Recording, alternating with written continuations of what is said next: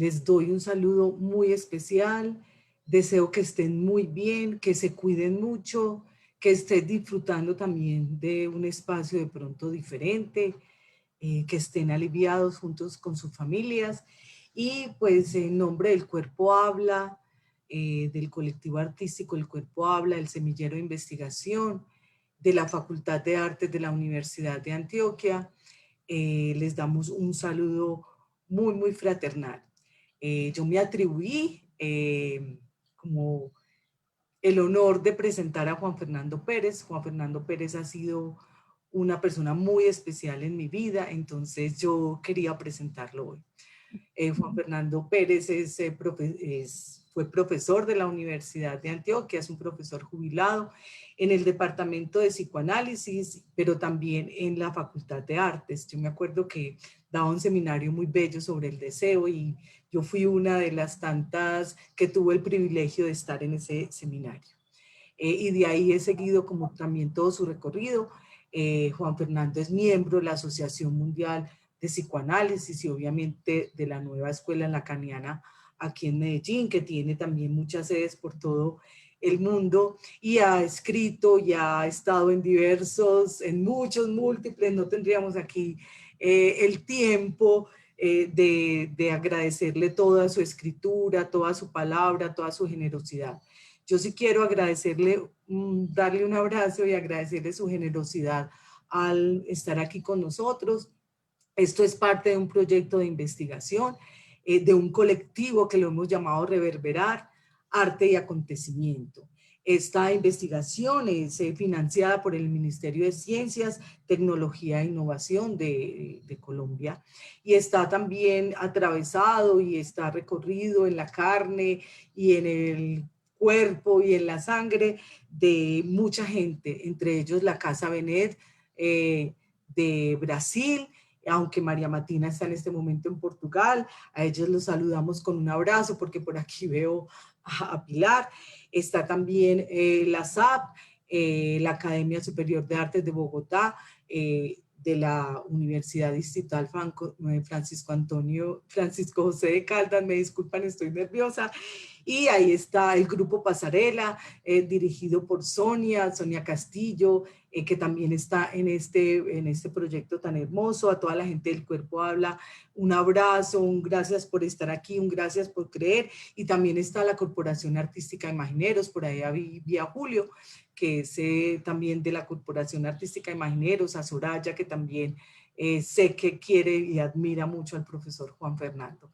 Entonces, este es un saludo lleno de amor, lleno de agradecimiento a Carolina, a Sebastián por darte su tiempo, por estar aquí en horas del sábado y a todos ustedes un muy buenas tardes, muchas gracias por estar aquí, por creer en esto. A Juan Fernando de nuevo un abrazo muy, muy grande y yo ya me despido. Les tengo que decir dos cositas antes de que se me olvide. Una, que el chat va a estar apagado precisamente para que no distraiga mucho y nos concentremos en la palabra de Juan Fernando. Pero al final, cuando Juan Fernando termine su conferencia, se va a abrir para que la gente pueda hacer sus preguntas. Entonces tendremos un espacio de preguntas al final de la conferencia de Juan Fernando, precisamente para que tengamos más tiempo de oírlo. Entonces, ya saben, el chat va a estar cerrado, se habilitará cuando Juan Fernando termine y ahí podrán hacer sus preguntas. Yo haré la moderación y en este momento yo me retiro. Juan Fernando, el micrófono es suyo. Un saludo cordial. Bueno, buenas tardes para todos.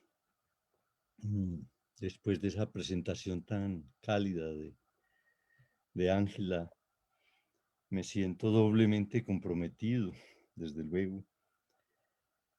Y quiero agradecerle pues especialmente a Ángela, quien tuvo la idea de que habláramos esta tarde, pero en general a todos los integrantes de El Cuerpo Habla, a Marcela y a Andrea, por ejemplo, que van a estar ayudándonos con las preguntas que van a hacer por escrito en el chat. Y les quiero agradecer pues por esta invitación. También le agradezco a la Universidad de Antioquia, que es mi casa, desde luego, por permitirme tener esta oportunidad y por su invitación, y muy especialmente a Carolina Barros y a Sebastián Carmona, quienes muy amablemente han cedido su tiempo para que tengamos esta reunión, que espero que sea muy productiva para todos. En primer lugar, quisiera decir que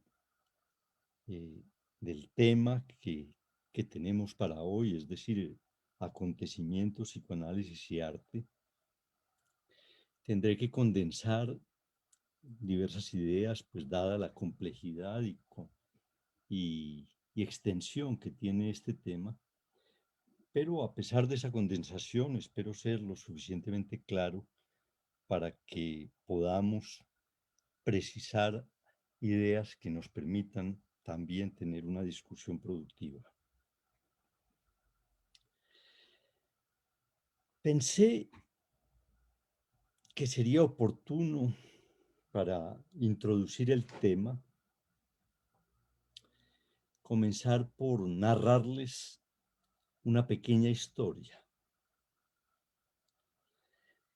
Y al tratar de seleccionar esa historia, que fuese una historia adecuada para los fines de esta exposición, me di cuenta de que era posible de que prácticamente cualquier historia, en uno u otro sentido, podría sernos útil. Desde luego, hay historias que convienen más que otras, pero quiero señalar ese punto, por cuanto esto ya revela algo acerca de nuestro tema. Revela que narrar una historia es siempre o bien hacer emerger un acontecimiento en el primer plano o tratar de que un suceso se convierta en un acontecimiento. Esto significa, pues, que hay una estrecha relación entre historia, narración y acontecimiento. Y este es un punto que merece ser tenido en cuenta porque concierne de diversas maneras, especialmente también al arte. Por ejemplo, toda performance, las performances que hacen los artistas, creo yo, que puede considerarse como una narración de una historia en la cuya narración intenta poner de presente un suceso que o bien es un acontecimiento o que trata de elevarse a la condición de acontecimiento. Este punto, pues, como lo podrán notar, conviene que lo tengamos en cuenta porque ya nos sitúa un marco con relación a la pertinencia del problema que trataremos de examinar hoy. Volveré a ello, pero por el momento, pues, les propongo la siguiente historia.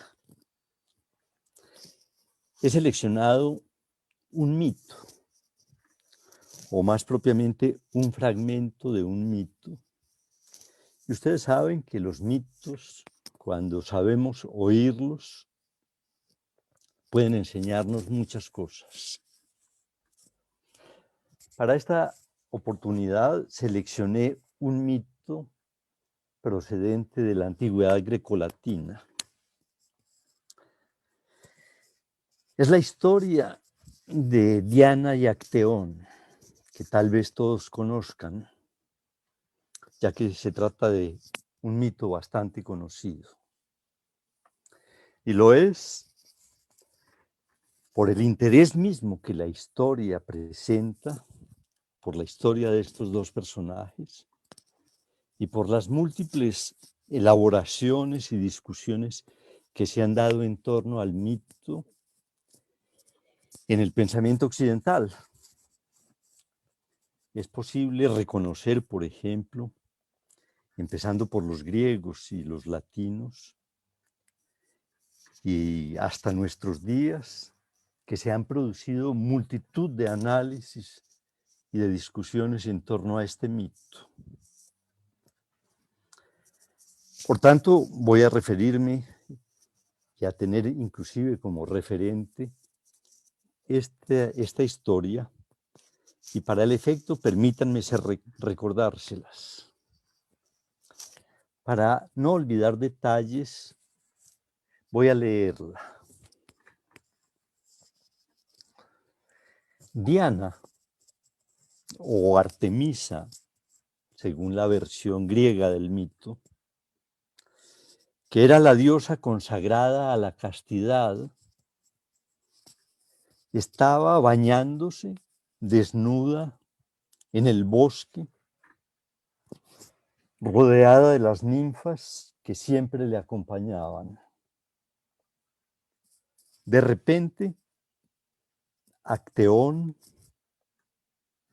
el hábil y hermoso cazador, quien rivalizaba con Apolo y con otros dioses a pesar de no serlo, descubre casualmente a Diana y, fascinado, permanece un momento mirando su desnudez, contemplando su belleza. Diana reacciona de inmediato, indignada. Como castigo, y en tanto diosa, Diana decide transformar a Acteón en un ciervo por la profanación que ha cometido de irrumpir en su intimidad. El ciervo huye y Diana envía a los perros del cazador, los perros del propio Acteón, 50, dice el mito, para que lo maten, como en efecto sucede. Es así como en algunas partes se encuentra, pues, narrado el mito de Diana y Acteón. Desde luego, el mito es mucho más extenso, pero para los intereses de esta exposición, creo que basta con lo que he indicado. Detengámonos un poco en este fragmento del mito. Y para ser más preciso, voy a mostrarles una de las muchas pinturas realizadas por grandes artistas que se han hecho sobre este episodio. Episodio que, como digo, ha perdurado en la memoria de Occidente por más de 30 siglos y ha sido objeto de elaboraciones por los más diversos artistas y pensadores, lo cual ya nos dice que estamos ante un verdadero acontecimiento. Tenemos así una primera aproximación al concepto y referirnos a la pintura que voy a mostrarles creo que nos permite precisar algunas cosas. La pintura es la siguiente. Carolina, ¿me podría informar si ya se ve? Sí, correctamente. Le agradezco mucho. Se trata pues de una pintura de Tiziano, el gran pintor veneciano del Renacimiento, y es una pintura que data del año 1559. ¿En qué sentido puede decirse que el episodio que tenemos en la pantalla constituye un acontecimiento? Les propongo que para responder esa pregunta, examinemos en primer lugar la composición del cuadro,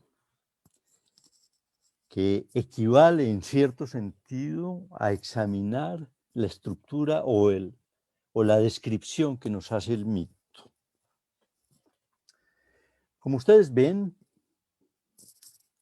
el cuadro narra el momento en que el cazador Acteón, el bello Acteón, descubre a Diana bañándose, quien está rodeada de las ninfas. Habría muchas cosas que decir sobre la composición de esta escena y en particular sobre la interpretación que hace Tiziano de la escena. Voy a destacar algunos puntos inicialmente sin detenerme demasiado en ellos. Lo primero que quiero destacar son la serie de símbolos que se hallan presentes en el cuadro. Podrán ver, por ejemplo, el arco, que es el arco de Acteón, con lo cual se nos dice claramente cuál es su oficio, si se quiere. Están también, por ejemplo, en la cabeza de Diana, unos cuernos en forma de media luna, sobre lo cual, por ejemplo, hay mucho que decir. También podrán notar que a los pies de Diana hay un pequeño perro que contrasta en gran medida, si ustedes lo observan, la actitud del perro con la del perro de Acteón, el pequeño perrito de Diana con el perro de Acteón. Y ya vemos, en cierto sentido, un primer enfrentamiento. Pueden ver también sobre esta columna una cabeza de un ciervo, el cráneo de la cabeza de un ciervo. También están, por ejemplo, las ninfas, que forman un conjunto, en este caso formado por 6 ninfas, cada una con características particulares que permitirían un análisis diverso de la escena. Y tenemos, desde luego, también el velo que separa, en cierto sentido, el mundo de Acteón del mundo de Diana, y que el cazador acaba de descorrer, irrumpiendo en la intimidad de Diana y sus ninfas. Menciono estos símbolos básicamente con el propósito de indicar la intención narrativa del pintor, que, como pueden ustedes observarlo, tiene por objeto destacar uno u otro hecho, una u otra característica de cada uno de los miembros que componen la escena. Voy a referirme por un momento a uno de esos símbolos. es el pequeño perrito que hay a los pies de Diana. Diana es esta. El pequeño perrito, pues, que está a los pies de Diana y que permite pensar diferentes hechos. Hay que decir, en primer lugar, que se trata de un símbolo clásico en la pintura renacentista. Se halla presente en muchos otros cuadros, también, por ejemplo, en cuadros de Tiziano, donde siempre el perrito a los pies de una mujer quiere señalar particularmente un hecho, y es la fidelidad. Y entonces cabe preguntarse, ¿fidelidad de Diana a qué?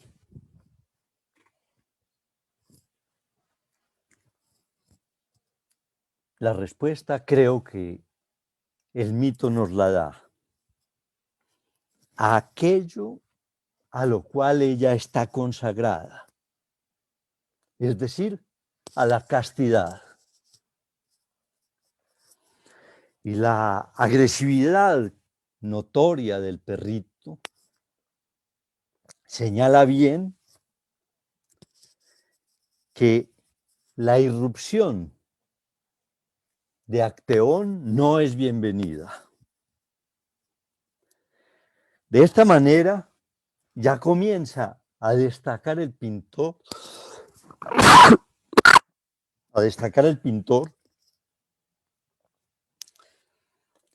una posición, y es la posición de Diana.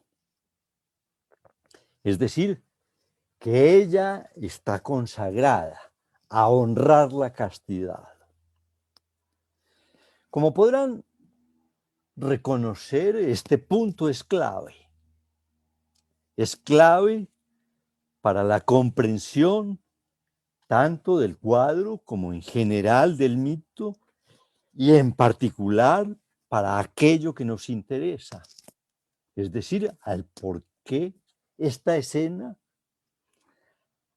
ha logrado sobrevivir por 30 siglos y ha sido objeto de las más diversos comentarios, representaciones e interpretaciones, todo lo cual nos permite, en ese sentido, señalar desde ya que hay algo especial en la escena.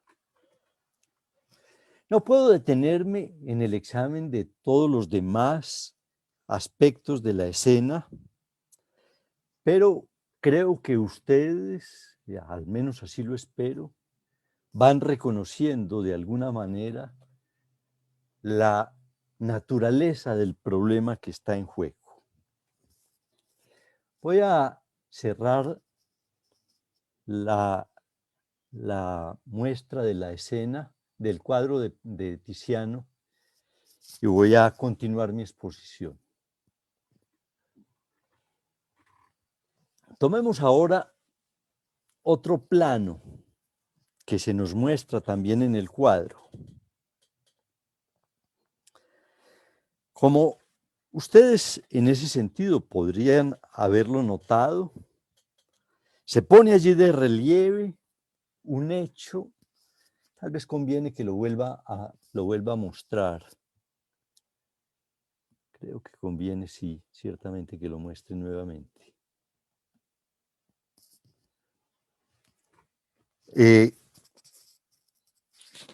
Pongamos en claro que hay una situación sutil, pero muy precisa, que gravita en toda la escena. Y es la oposición visible entre la actitud de Acteón y la actitud de Diana.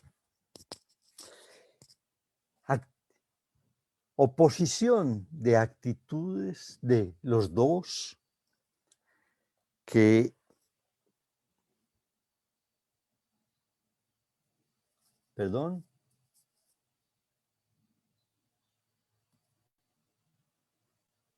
¿Está clara? ¿Se está viendo Sí. bueno, correcto. Sí, Juan Fernando. Muy bien. Decía que es visible la oposición que hay entre las dos situaciones, entre la posición de Diana y la posición de Acteón, lo cual confluye muy específicamente en un hecho que podríamos describirlo como una confrontación de miradas, un choque de miradas. Es algo que el mito relata de diversas maneras, lo cual, a mi juicio, ha sido acentuado por el pintor. Tenemos entonces, de un lado, a Acteón, que luego de descorrer el velo, mira un espacio que podríamos llamar íntimo, que como tal exigiría ser respetado. Y del otro lado está Diana, que en la pintura, como observarán, comienza ella a ocultarse tras su brazo, como tratando de proteger su pudor.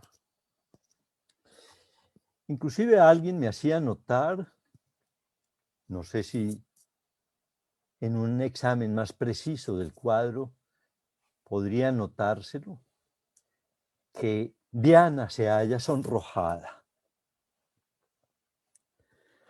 De todas maneras, es claro que ella trata de protegerse de la mirada de Acteón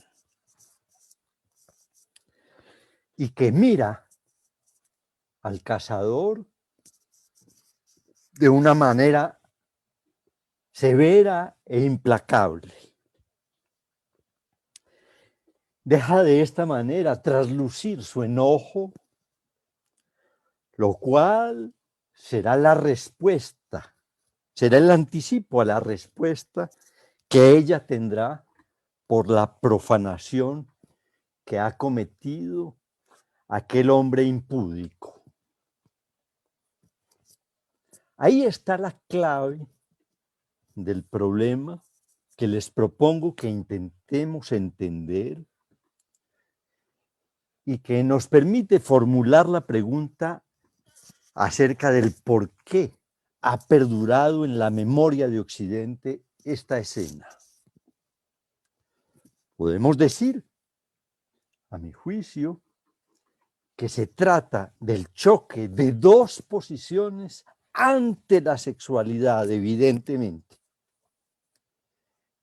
Choque que queda condensado como una confrontación entre dos miradas. Es eso lo que constituye el acontecimiento. En principio, para los dos personajes, para Diana y para Acteón, pero que es un acontecimiento que ha sido elevado por el mito, si se quiere, a la condición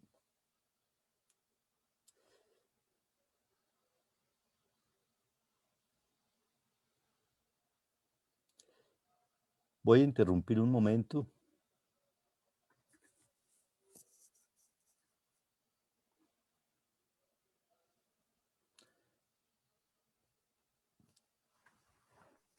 Bien pueda, profesor, puede continuar.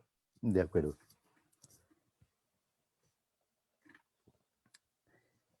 Y ahí, pues, la clave del suceso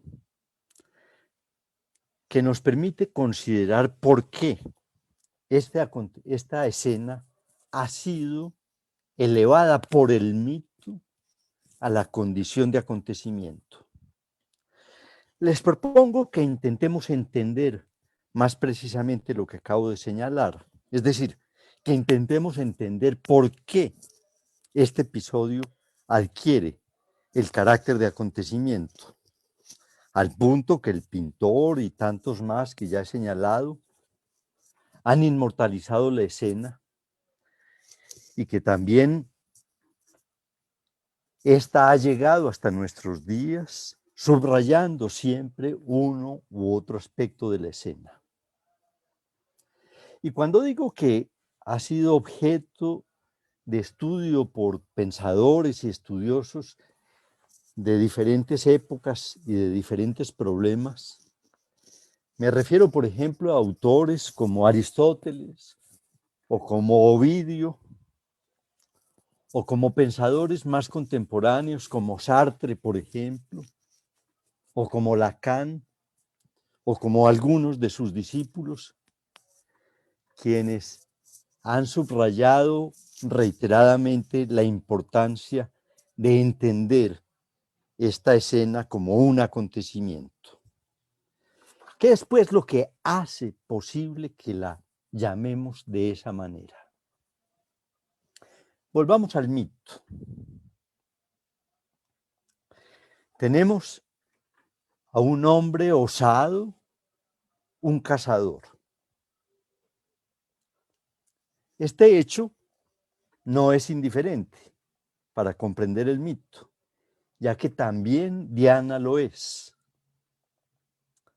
Esto indica diferentes puntos, porque podríamos decir que ya antes de que Acteón descorre el velo, ya ha hecho una profanación, y es irrumpir en el bosque sagrado.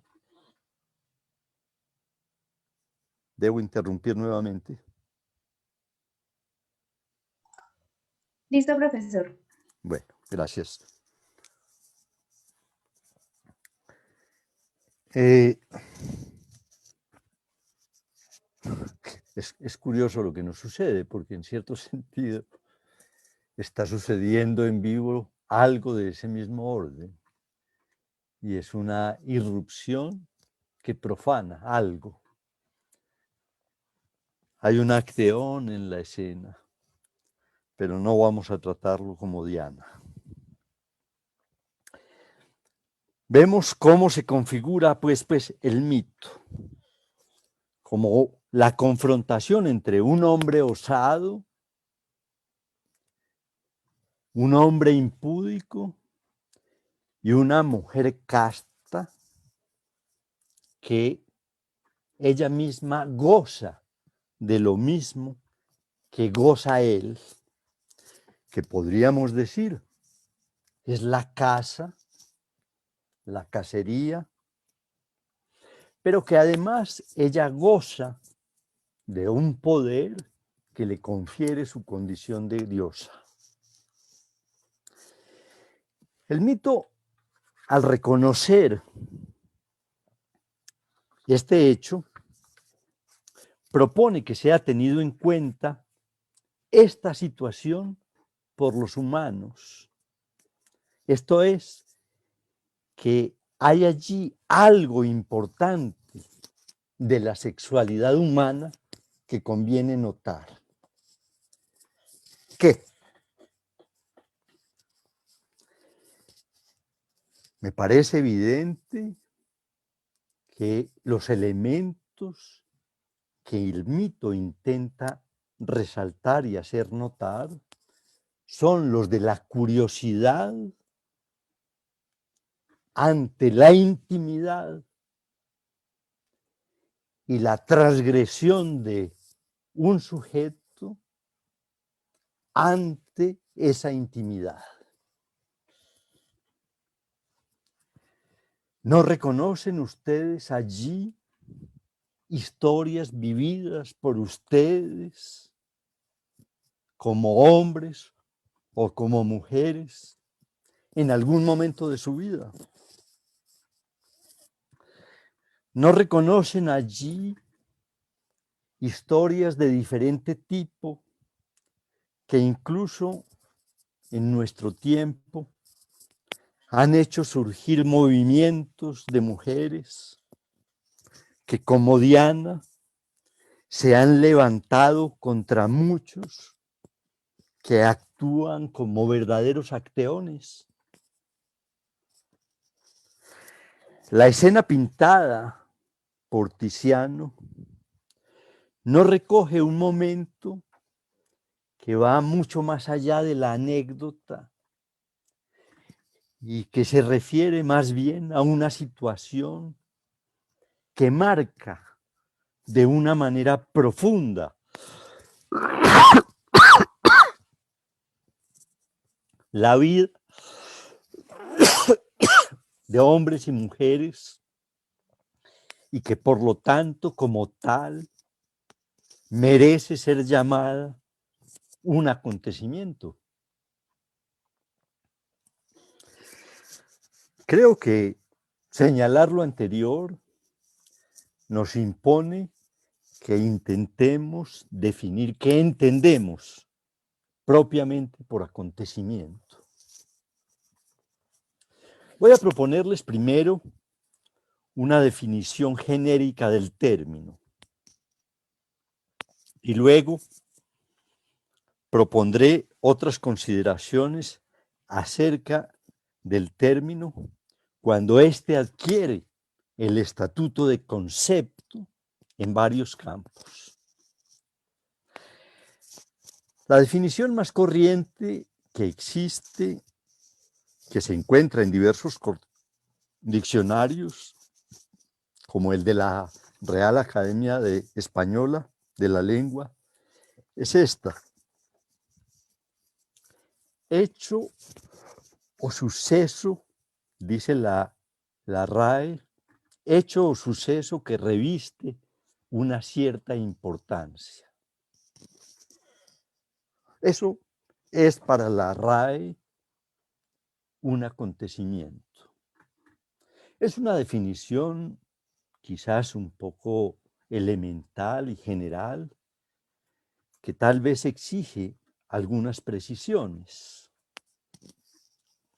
Si tomamos otro ejemplo de lo que es un acontecimiento, quizás podamos llegar a enriquecer la definición de la RAE. Hoy vivimos, sin duda, lo que todo el mundo acuerda en llamar un acontecimiento. Me refiero desde luego a la pandemia. El ejemplo nos indica que un acontecimiento no solamente es un suceso de cierta importancia, sino que en realidad lo que llega a ser un acontecimiento es un acontecimiento que tiene mucha importancia. Aceptemos la definición, por distintas razones que no voy a explicar, que propone la RAE, añadiéndole que entenderemos entonces por acontecimiento el suceso o el hecho que llega a tener una cierta o mucha importancia. Por tanto, consideremos cuál es la importancia que tiene, por ejemplo, hechos como el encuentro de Diana y Acteón o aún como la pandemia.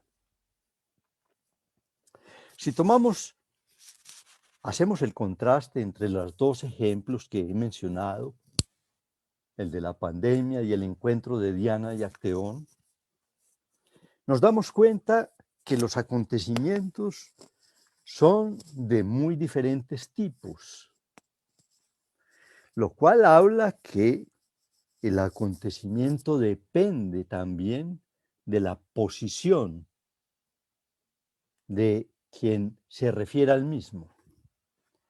Dicho de otra manera, que lo que para unos puede ser acontecimiento, para otros puede no serlo, pero que, por ejemplo, en unas disciplinas, lo que es acontecimiento puede no serlo en otras, y que lo que puede ser en otras puede haber sido descuidado por las primeras. Sin entrar en toda esa discusión que, como imaginarán, es una discusión compleja, voy a referirme solamente al uso que algunas disciplinas hacen del término acontecimiento. En primer lugar, cabe destacar el sentido que tiene el término acontecimiento en esa disciplina de la cual, de una u otra manera, todos nos ocupamos y todos estamos atravesados por lo que ella dice. Me refiero particularmente a la historia. Allí, en la historia como disciplina, al saber sobre los sucesos que conforman la historia, esa disciplina ha sido objeto de historiadores de las más diversas procedencias que han hecho, tales historiadores, especialmente los historiadores modernos, del concepto de acontecimiento un concepto clave para la interpretación histórica. Podría mencionarse allí, por ejemplo, el nombre del gran historiador francés del siglo XX, Fernand Braudel, entre otros, que construyó una escuela de historia que ha tenido una profunda significación en la interpretación histórica a partir del siglo XX y que tiene como una perspectiva fundamental a partir de las tesis de Braudel, que inclusive la historia como disciplina puede considerarse como el estudio, el aislamiento, en primer lugar, de aquellos sucesos que podemos denominar acontecimientos, en la medida en que ellos marcan la vida de un pueblo, que marcan un periodo o que definen inclusive lo que pudiéramos llamar una civilización, y que hacer historia es intentar descifrar las relaciones que tienen los acontecimientos entre sí, y que en ese sentido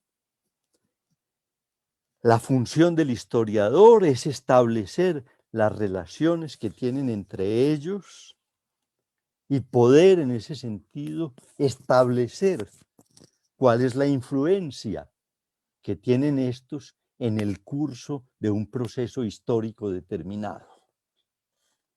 Ven ustedes en esa concepción de Braudel de la historia la importancia, pues, que el término adquiere cuando se le eleva a la condición de concepto. Hay que decir que la idea de Braudel de acontecimiento ha tenido un impacto profundo en muy diversas disciplinas.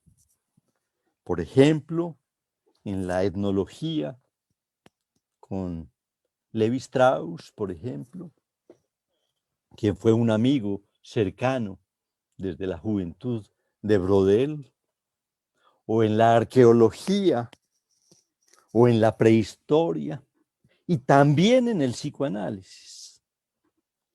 Disciplinas estas que se han nutrido de los conceptos de Braudel y de sus colaboradores, y de quienes seguramente tendríamos mucho que aprender. Ahora bien, si se trata de destacar la importancia que tiene el concepto de acontecimiento en algunas disciplinas, no es posible olvidar la significación que éste tiene en disciplinas como la filosofía, donde ha sido objeto de múltiples desarrollos y aún de polémicas diversas, sobre lo cual habría mucho que aprender. No voy a detenerme desde luego en eso, pero sí quiero mencionar por lo menos el nombre de Heidegger, por ejemplo, o el de Mannheim, quienes han hecho del concepto de acontecimiento una de las claves para entender así asuntos filosóficos centrales. Bastaría pensar, por ejemplo, en cómo piensa Heidegger su filosofía y su concepto tal vez principal, como es el Dasein, que traduzcámoslo como el ser ahí, que podríamos decir que constituye el acontecimiento del ser.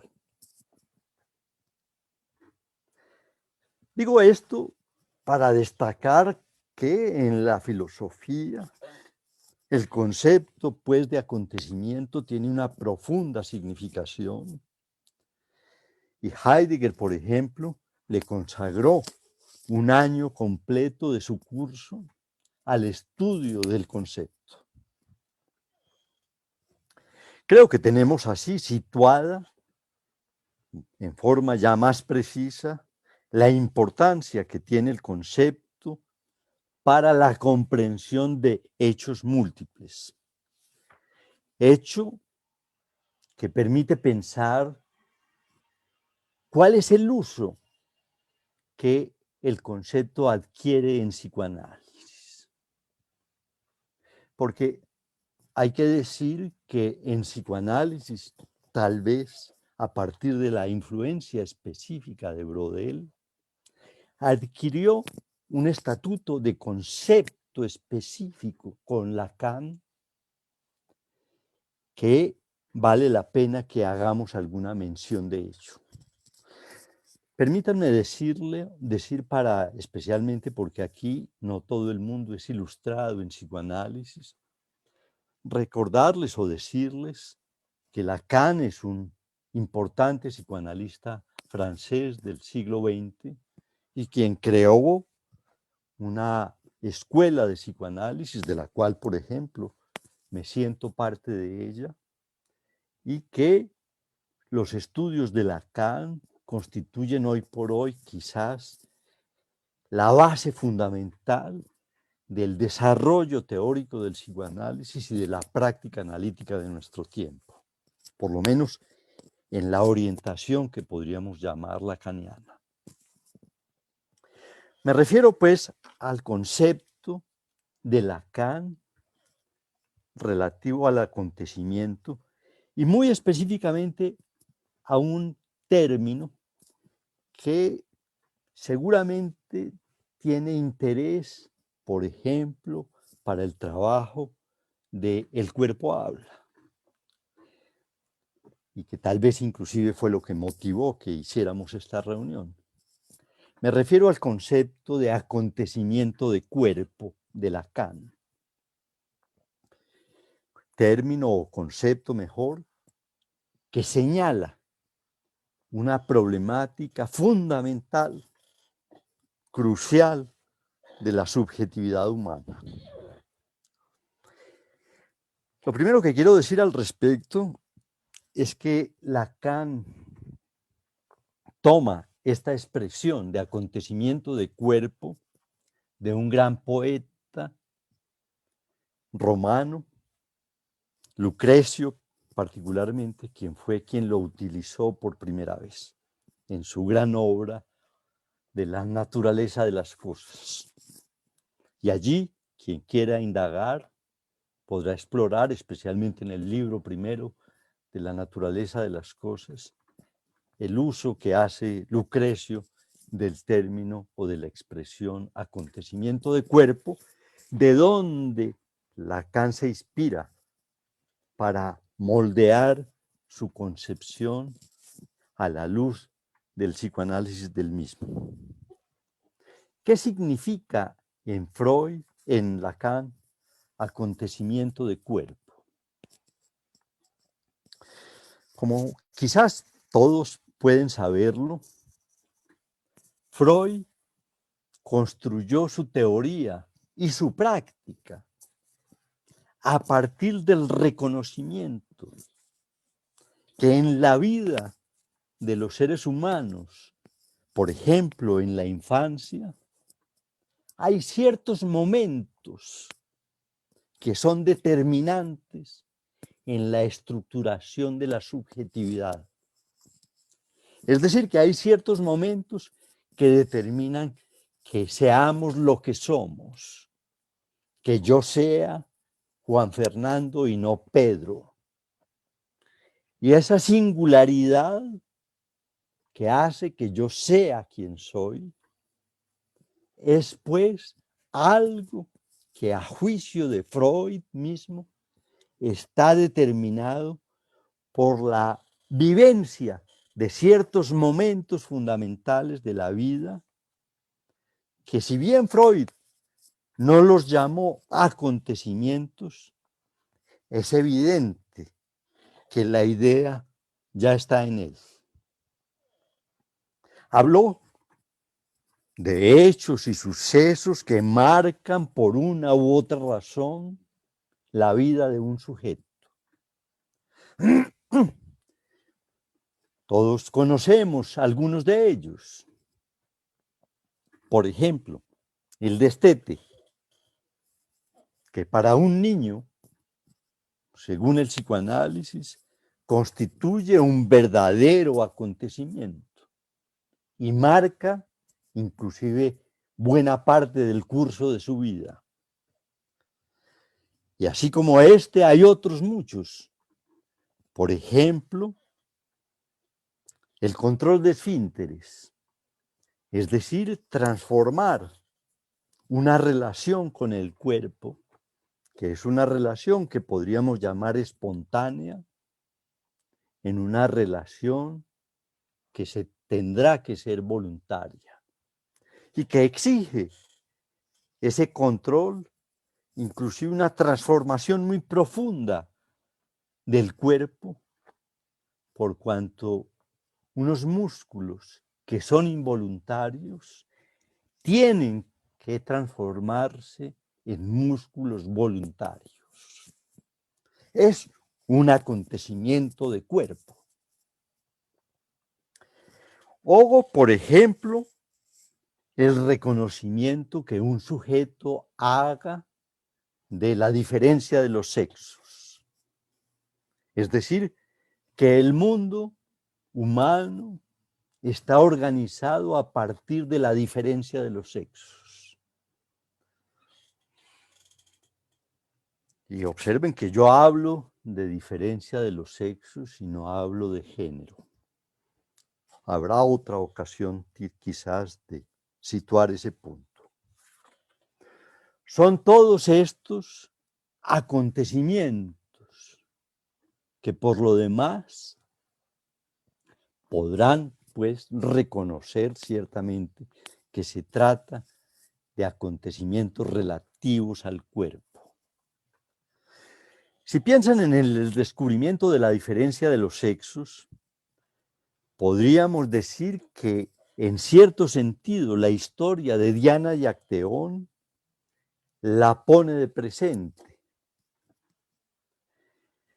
y que también la interpretación de la escena podría remitir a pensarla en esos términos. Lacan tomó de Freud esa idea y la llamó acontecimientos de cuerpo, que como lo dije, lo hace tras Freud ciertamente, pero también lo hace tras la impronta de Lucrecio y de Brodel. Para Lacan, pues, todo suceso que marca la vida de un sujeto es lo que se llama, en términos psicoanalíticos, en principio, una fijación de goce. una fijación de goce en el cuerpo, por lo cual podemos pensar en ese sentido lo que ello significa. Tomemos, por ejemplo, el destete. Sabrán que muchos niños viven este acontecimiento o este suceso con un verdadero dramatismo, y que el separarse del seno de la madre exige hechos muy diversos. Por ejemplo, encontrar sustitutos del seno materno, entre los cuales, de los más famosos, están el tetero o el dedo, que para alguien puede pensarse que es un hecho relativamente insignificante y que así fue pensado durante siglos, pero que a partir del psicoanálisis adquiere el estatuto de verdadero acontecimiento. Se trata de una fijación de goce en el cuerpo por parte de un sujeto, y sabemos que ello tiene consecuencias inclusive dramáticas en la vida de un ser humano, que conduce por distintas razones en su lucha a algunos, por ejemplo, a situaciones que perduran hasta la adultez, como por ejemplo el comerse las uñas, que sabemos que constituye un síntoma rebelde y significativo en la vida humana, incomprensible desde el punto de vista racional, pero que si sabemos en ese sentido las raíces que tiene, es decir, que allí se haya fijado un goce muy particular en la vida de un ser humano, quizás podemos comenzar a entenderlo. Y en ese sentido podrán reconocer, pues, hechos como que un psicoanálisis, es decir, que alguien se analice con un psicoanalista, constituye una operación que podríamos llamar de rastreo y de examen de los acontecimientos de cuerpo. No es poco decir eso, y podemos decir que con el término acontecimiento conseguimos hacernos una idea, ya inclusive no solamente del por qué perdura la historia de Acteón o por qué y Diana, o por qué perduran acontecimientos que nos parecen en principio incomprensibles, pero que quedan fijados en la memoria humana, porque son acontecimientos que como tales señalan lo que el psicoanálisis denomina una fijación de goce. Vemos así, pues, que el concepto de acontecimiento cumple una función teórica y práctica fundamental que permite orientarse en la interpretación de múltiples sucesos que van desde la comprensión de un cuadro como el de Tiziano, de una performance quizás como las que hace El cuerpo habla, o de un proceso histórico, o también de la estructuración de un sujeto.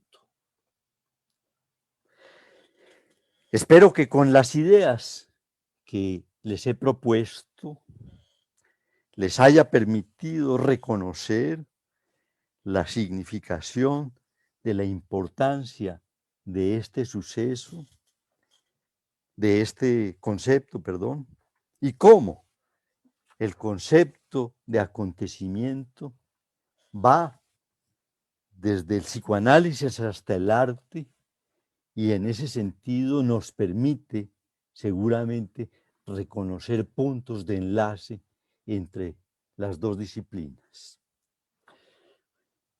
Espero que con estas ideas podamos intercambiar una conversación con ustedes en torno a un tema que, como ustedes ven, con gran finura, Ángela quiso que lo discutiéramos hoy y que ciertamente es pertinente en más de un sentido. Muchas gracias y les cedo la palabra entonces a ustedes, pero en primer lugar a Ángela, quien quizás tenga algunas cosas que decirnos antes de nuestra conversación.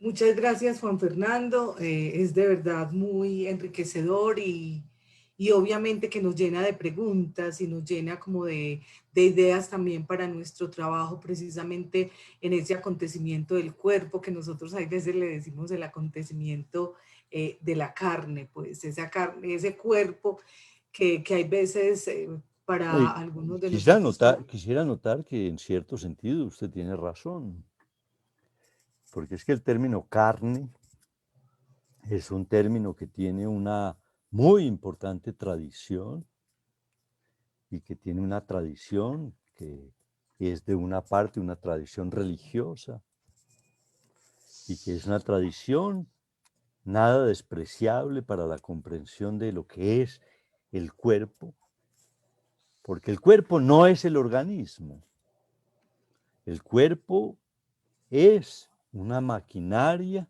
que está referida a las pasiones o al goce, y que el término carne ya de alguna manera lo señala.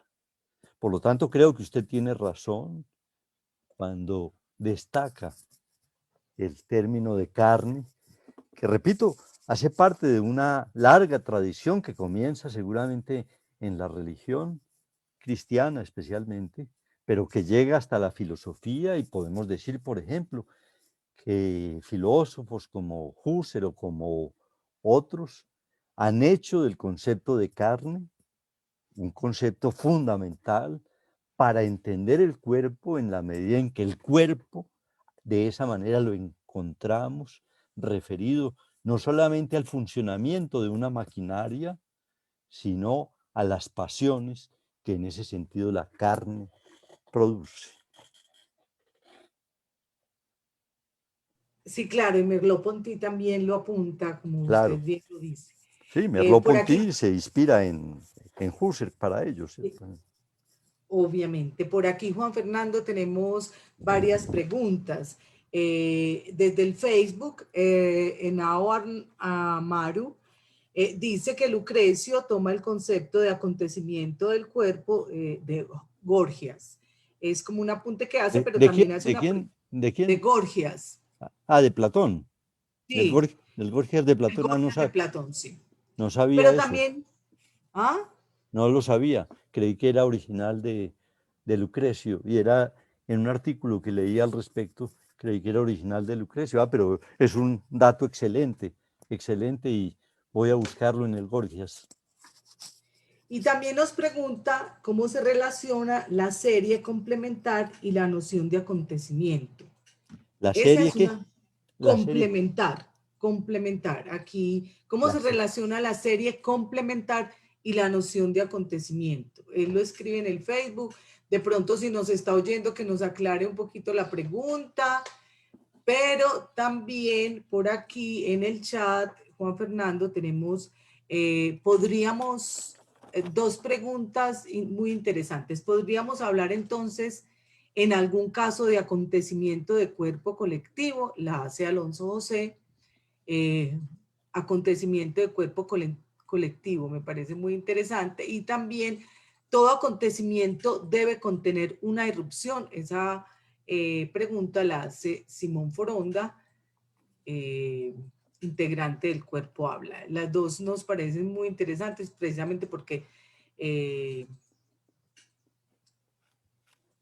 nos dice César Alfaro Mosquera que si puede hacer el uso del micrófono, pero es que César, como hay veces se extiende tanto y hemos tenido interrupciones, como ustedes se dan cuenta de algunos extraños, entonces por eso no hemos habilitado el micrófono, entonces no sé.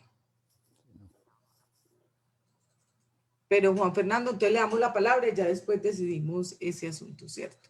Bueno, perfecto. Bueno, la persona que plantea la pregunta sobre la serie complementar, créame que para mí es un término que me resulta muy difícil de entender y quizás pueda aclararlo por el chat porque no entiendo exactamente a qué alude la expresión serie complementar. Con relación a las otras dos preguntas, me parecen importantes. La primera, la del acontecimiento de cuerpo como acontecimiento colectivo.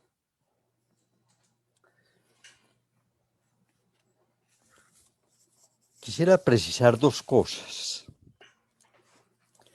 En primer lugar, que para Lacan, tal como lo desarrolla especialmente Lacan, solamente lo refiere al sujeto uno por uno en su singularidad específica.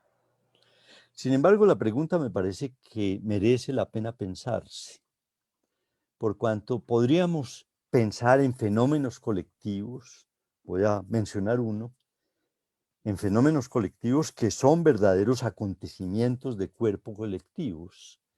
Por ejemplo, el movimiento de una masa. Una masa, por ejemplo, en un espectáculo o en un escenario cualquiera, en donde una estampida, por ejemplo, habla de una respuesta colectiva como acontecimiento de cuerpo. Y ahí habría muchísimas cosas para precisar.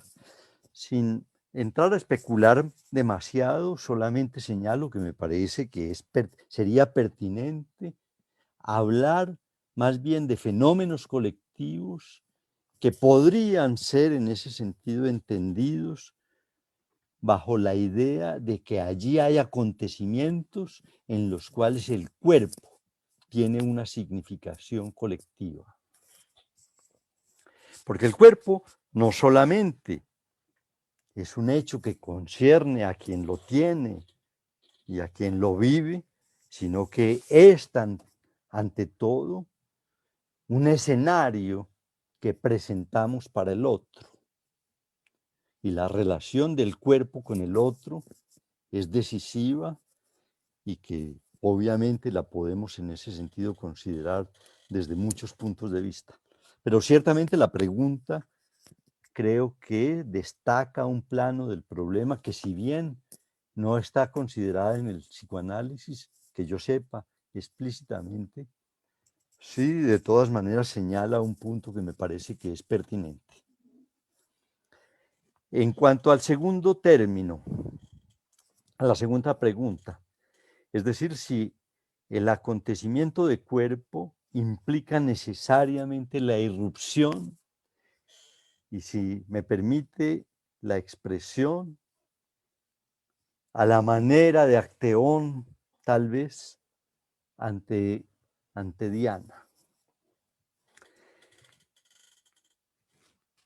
Me sorprende la pregunta por la finura, porque creo que implícitamente hay una idea en la pregunta que quisiera destacar y a la cual no hice mención, pero que se halla ya en Freud y que Lacan recoge de una manera muy precisa y sobre la cual desarrolla nociones como las de acontecimiento de cuerpo y las de fijación de goce, que son términos que son complicados y que tienen su especificidad. Al decir goce, quiero decir que no solamente me refiero al placer, sino inclusive me refiero al displacer. Es decir, que se puede gozar también de acontecimientos que podríamos llamar dolorosos. Bastaría pensar, por ejemplo, el goce de un sujeto con el sufrimiento que tiene, por ejemplo, con sus culpas. Las culpas son una forma de goce, según el psicoanálisis, y plantea pues que el goce no es solamente una dimensión placentera, sino también displacentera. Entonces, las fijaciones de goce podríamos decir que son la condensación entre situaciones placenteras y displacenteras, como lo intenté mostrar con relación al destete. Y allí aparece un concepto que, repito, no utilicé, pero que es fundamental en ese sentido, y es el concepto de trauma, que es un concepto que podríamos decir es capital para Freud y muy específicamente para Lacan, como acontecimientos de cuerpo que vienen a estructurar la relación de un sujeto con la vida.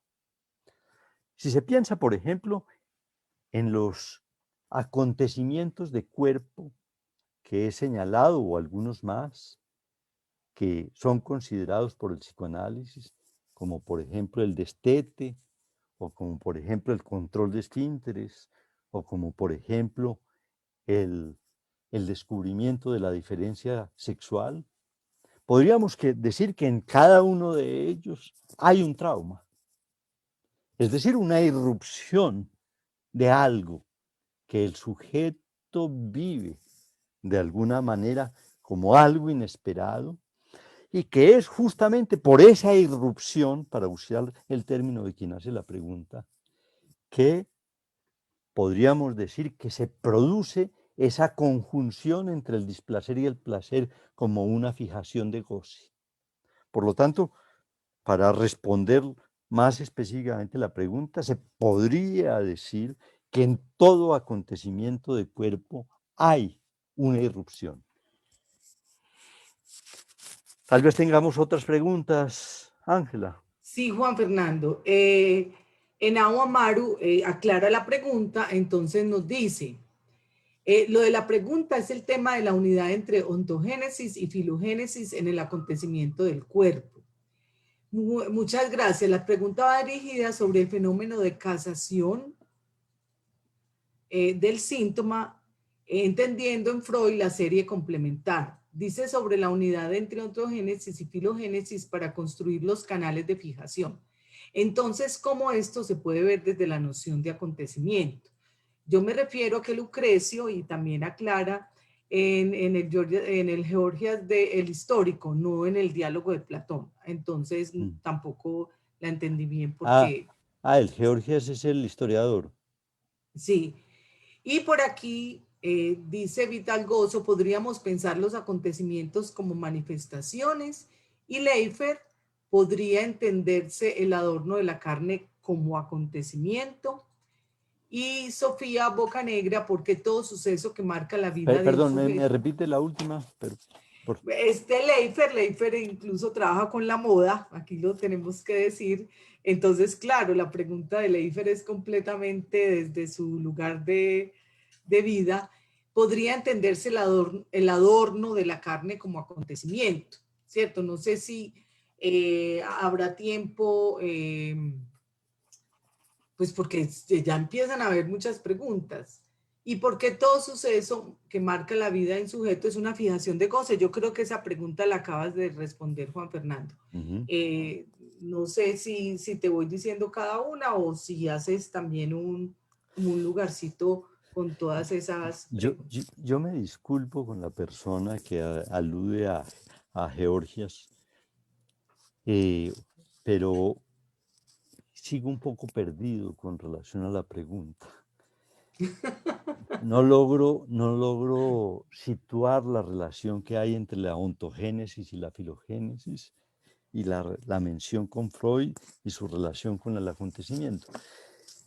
Quizás podría decirse que sin duda alguna pues hay algo de eso, de acontecimiento en la conjunción entre la filogénesis y la ontogénesis. Pero, y en esto inclusive aludo a algo de lo que señala Luis Fer, y que me parece que es importante. Los conceptos, cuando tienen mucho vigor, tienen un riesgo importante, y es que comencemos a usarlos como una especie de pasaporte para interpretar todo. Y cuando hacemos eso, entonces los términos o los conceptos van desgastándose y perdiendo valor, porque naturalmente en la medida en que consideramos que sirve para todo, la especificidad de un concepto, es decir, de dar cuenta de un campo de problemas específicos, se va perdiendo. Y siento, por ejemplo, que de alguna manera, tanto en la pregunta sobre que quien hizo mención a Lucrecio, como en la pregunta de Luisfer, hay algo de eso. Yo no diría, por ejemplo, que el adornar el cuerpo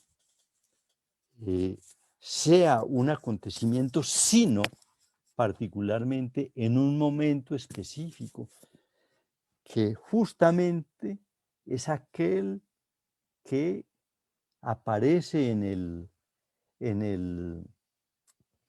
el relato de Diana y Acteón, y que ha sido, por ejemplo, especialmente trabajado en principio por Sartre y después, a partir de Sartre, por Lacan y por otros psicoanalistas. Me refiero a esto, y es el surgimiento del pudor. El pudor es un verdadero acontecimiento en la vida de un ser humano, porque marca efectivamente una relación distinta del sujeto con el cuerpo y marca una relación distinta del sujeto con el otro.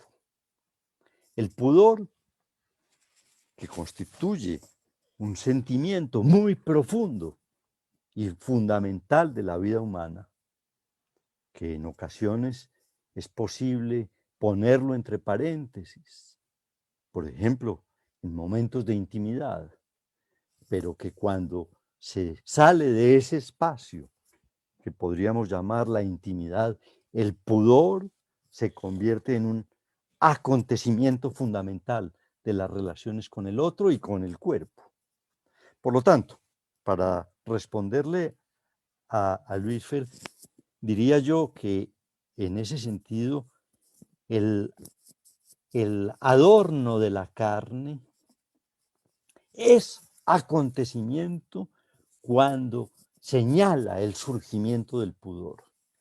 Y naturalmente a partir de eso podríamos decir cómo ello se va desarrollando en la historia de cada individuo, porque a partir de ello seguramente van a surgir algo que podríamos llamar el gusto. El gusto, por ejemplo, que un sujeto tenga por ciertas formas de adornar su carne. Ustedes saben, es un problema muy importante también para el psicoanálisis, porque el vestido en general, ya que Luis Fer se ocupa de ese terreno, el vestido es un problema crucial en la vida humana y es un asunto que podríamos decir Lacan teoriza a partir de la noción de semblante.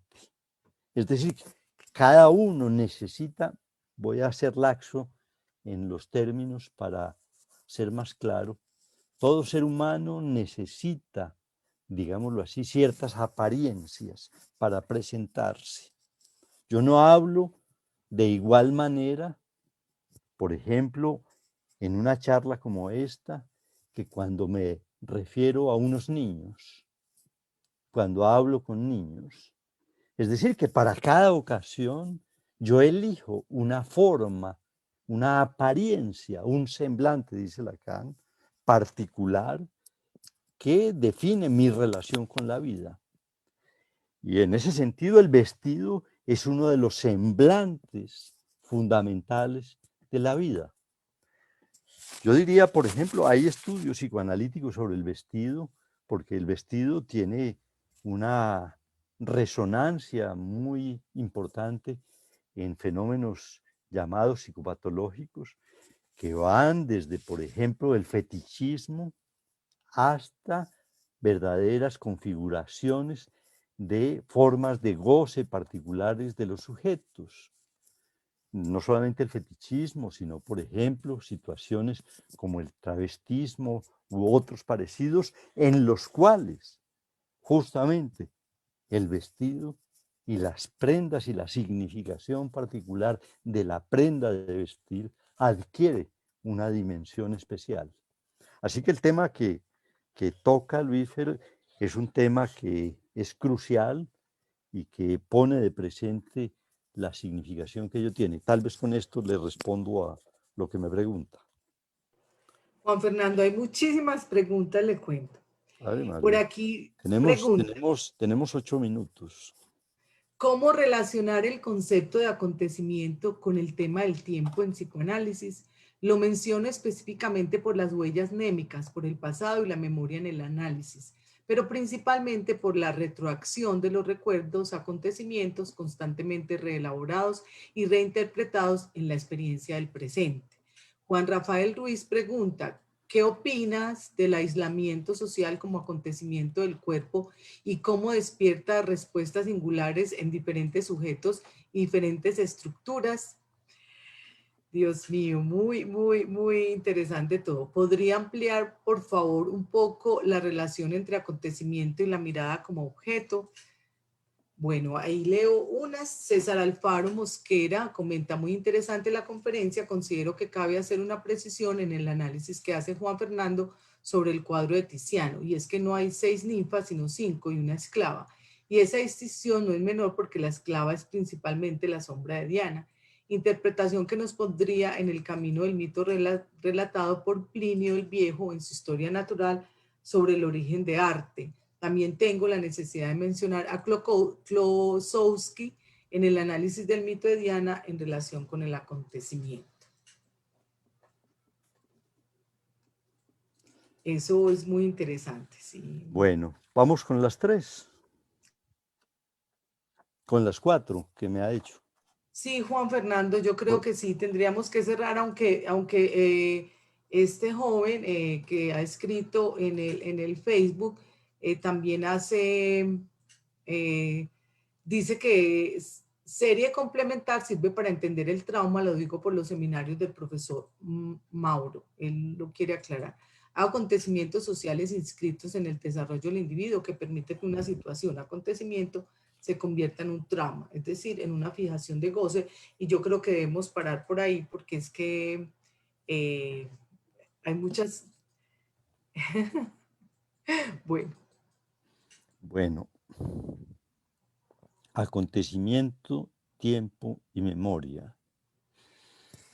Es evidente, digamos, que los acontecimientos no solamente son fenómenos fácticos, sino que son fenómenos, digamos, del presente, sino que tienen que ver con la temporalidad y por consiguiente también con la memoria.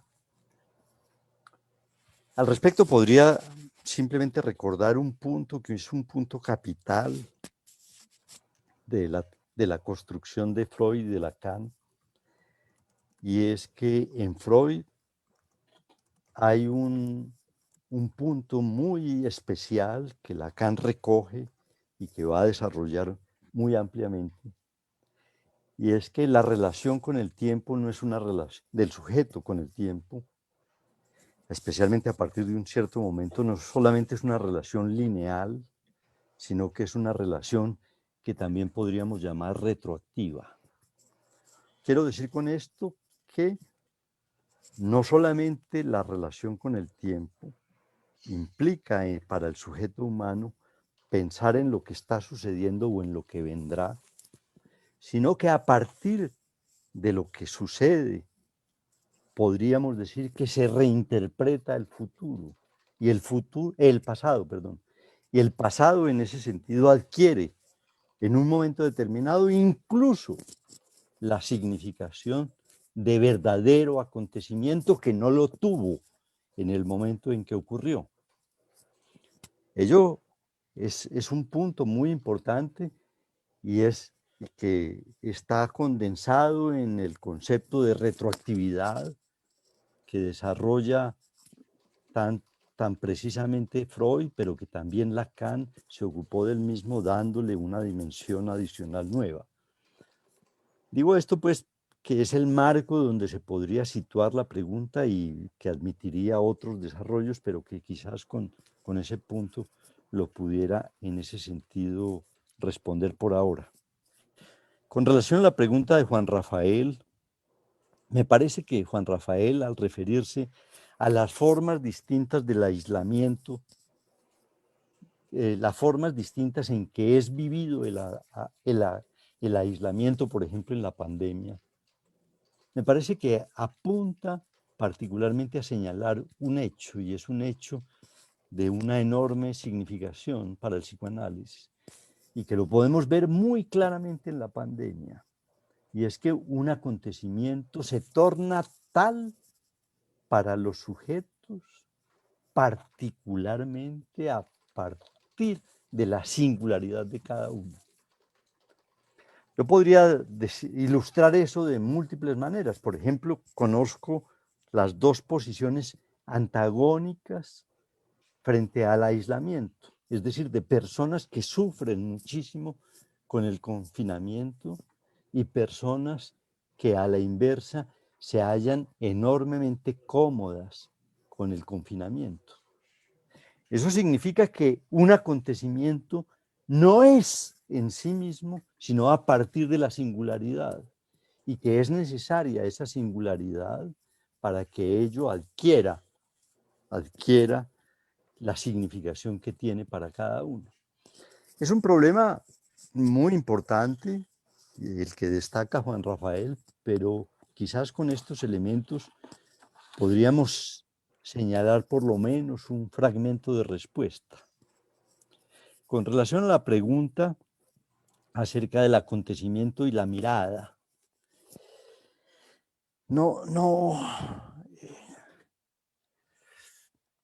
estoy muy seguro de haber entendido suficientemente bien la dirección de la pregunta, pero si la comprendo bien, podríamos decir que la mirada en sí misma se convierte, por ejemplo, en el mito de Acteón y de Diana de Acteón, en un acontecimiento. Es lo que determina o hace que esa situación se convierta en un acontecimiento. Podríamos decir que antes de descorrer el velo, así Acteón estuviese rondando por allí, no hay acontecimiento. El acontecimiento está más específicamente en el momento en que Acteón mira y Diana responde, lo cual nos permitiría decir muchas cosas con relación a la función que tiene la mirada en la vida humana como fenómeno que produce acontecimientos. Y volvemos ahí, por ejemplo, al pudor o a todo lo que ello podría decirse. Ahora, con relación a la aclaración relativa a que son 5 las ninfas y una esclava, me parece que es claro.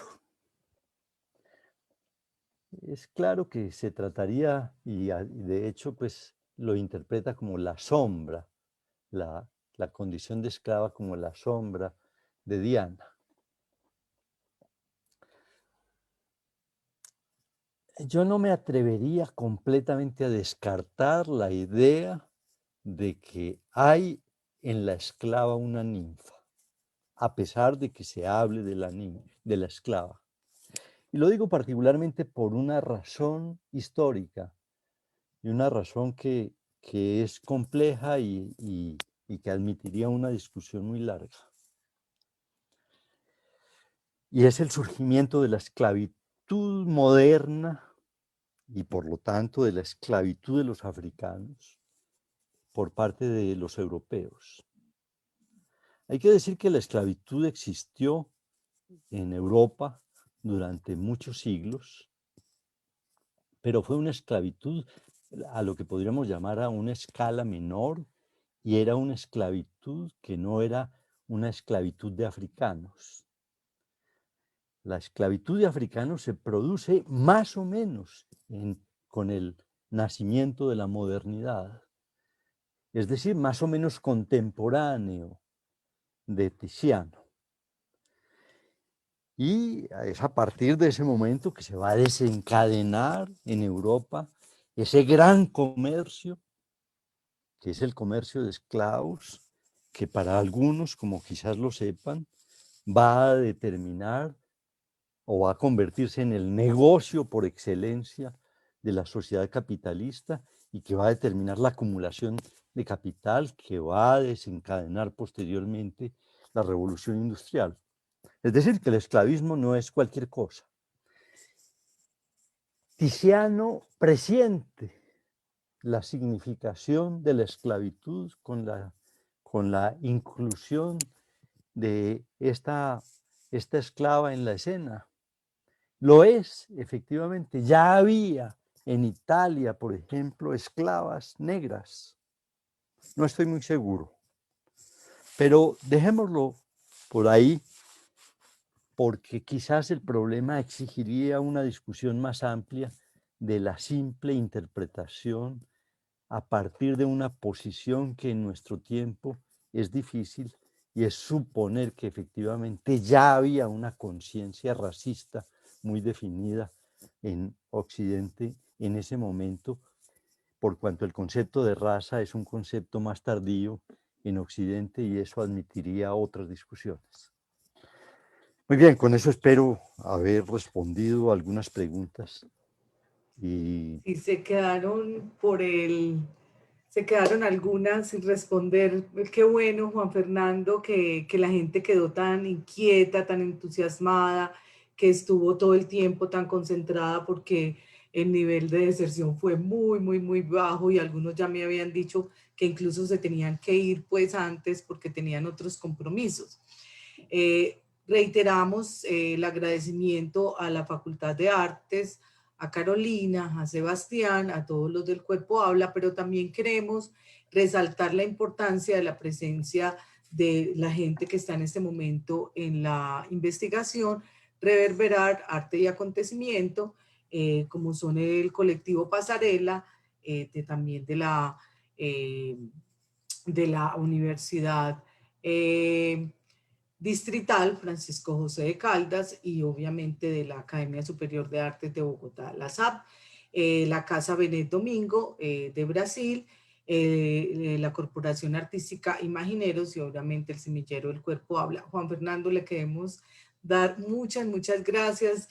Me da pesar pues porque la gente quedó con algunas preguntas en el tintero, pero me parece que es muy importante como incluso dejar eso abierto para que la gente siga como interesada y preguntándose cosas, y podríamos pensar en que las preguntas que no fueron contestadas, pues nosotros tratemos de, después de contestarlas a partir de una reflexión. Los queremos seguir invitando a estos escenarios de diálogo, para que se entusiasmen y para que estén también acompañándonos en otras charlas. Juan Fernando, muchísimas gracias.